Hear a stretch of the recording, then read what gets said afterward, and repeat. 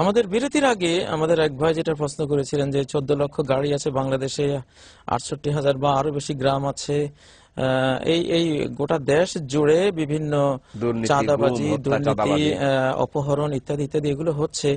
তো এগুলোর প্রতিকার সম্পর্কে জানতে চেয়েছেন। আসলে তো ব্যাপার হলো, এত বিশাল একটা সামাজিক চেঞ্জ আনতে গেলে তো একেবারে তৃণমূল থেকে পরিবর্তনটা আনতে হবে, অর্থাৎ ইসলামী শরিয়াকে বাস্তবায়ন করতে হবে। যেটা আমরা একটা স্লোগান দিতে পারি, ধর্ম যার যার, রাজনীতি আল্লাহর। ধর্ম যার যার। আসলে রসুল সাল্লাল্লাহু আলাইহি সাল্লাম যে রাষ্ট্র তৈরি করেছিলেন, চার খলিফা আবু বকর, ওমর, ওসমান, আলীরা যেই রাষ্ট্র তৈরি করেছিলেন, সেখানে তো হিন্দু ছিল, বৌদ্ধ ছিল, খ্রিস্টান ছিল, ইহুদি ছিল, সবাই নিজ নিজ ইবাদত তারা করতে পেরেছিল। কিন্তু রাষ্ট্রীয় আইনের ক্ষেত্রে সবাই ছিল ইসলামী রাজনীতি, সমাজনীতি, রাষ্ট্রনীতির অধীন। ফৌজদারি, দেওয়ানি, যত আইন আছে সমস্ত আইন ছিল ইসলামিক।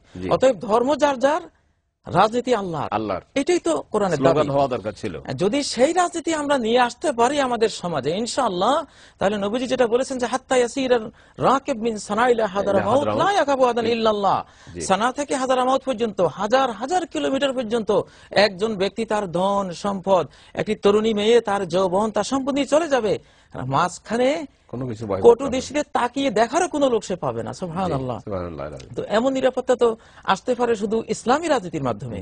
আল্লাহর রাজনীতিতে যখন রাষ্ট্রীয় ব্যক্তিবর্গ রাজনীতি করবেন, তখন আল্লাহর ভয়ে কখনো তারা বা তাদের সঙ্গীরা জনগোষ্ঠীর উপরে জুলুম করার সাহস পাবেন না।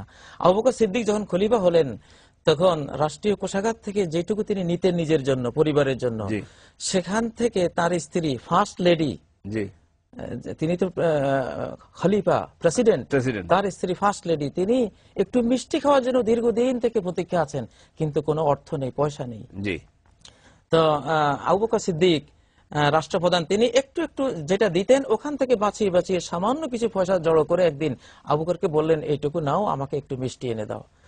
আবু বকর বললেন, তুমি এইটুকু পয়সা কোথায় পেয়েছো?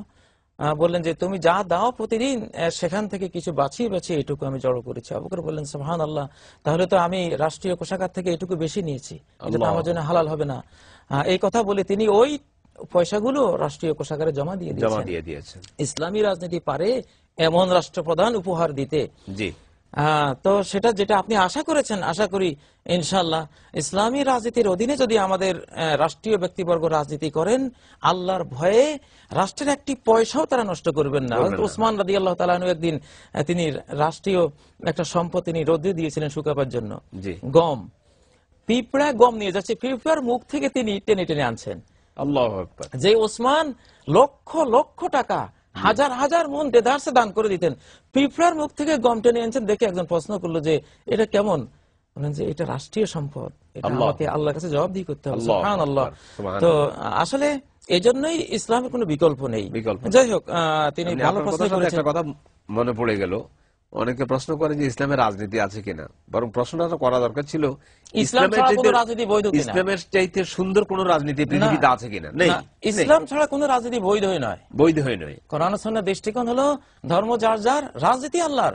বিশ্বকে ন্যায় নীতি দিতে হলে, মানুষকে শান্তি দিতে হলে, ন্যায় বিচার পেতে হলে, শাসকরা আল্লাহওয়ালা, আল্লাহ ভীরু হয়ে জনগোষ্ঠীর উপর জুলুম করবে না, এমন শাসক তৈরি করতে হলে আল্লাহর বিধানের কোনো বিকল্প নাই, বিকল্প কোনো কিছু নেই। অতএব এই ক্ষেত্রে শুধু স্লোগান একটাই, ধর্ম যার যার, রাজনীতি আল্লাহর। এই বিষয়ে আরো অনেক কথা আছে, ইনশাআল্লাহ আমরা পরে বলবো।